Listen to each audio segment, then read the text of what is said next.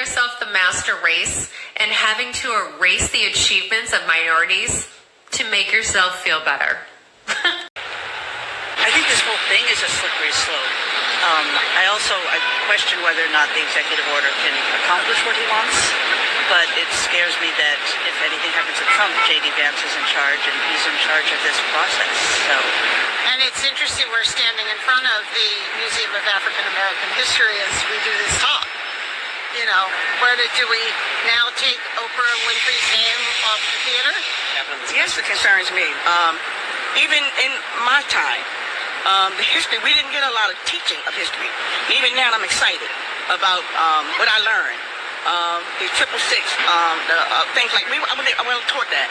So I make a point of looking at that stuff on TV, reading on it, because I was not taught that, and it really hurts your generation, because your history is who you are. Like we're becoming Nazi Germany. It's heartbreaking.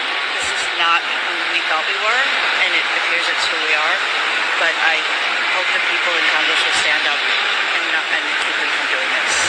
The history is here as long as people continue to tell the stories.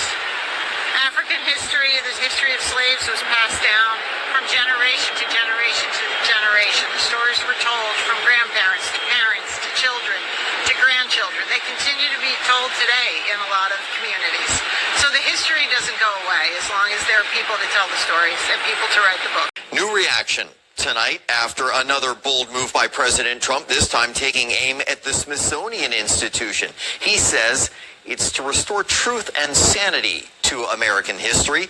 Critics say he's trying to whitewash it. 7 News' Carl Willis tonight with both sides.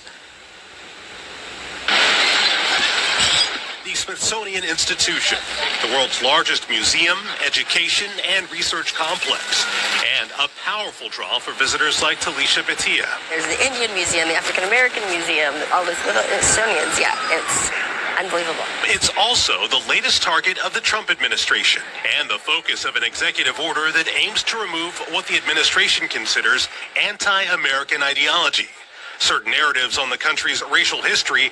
Part of the executive order reads, quote, "Over the past decade, Americans have witnessed a concerted and widespread effort to rewrite our nation's history, replacing objective facts with a distorted narrative driven by ideology rather than truth." The order also seeks to remove recognition of the achievements of trans women in the American Women's History Museum. I feel like that's overstepping their boundaries of what the government thinks it should be open and equal to everybody. The executive order specifically mentions the Smithsonian American Art Museum, as well as the National Museum for African American History and Culture, for having divisive race-centered ideology. But some say this is an attempt to erase history.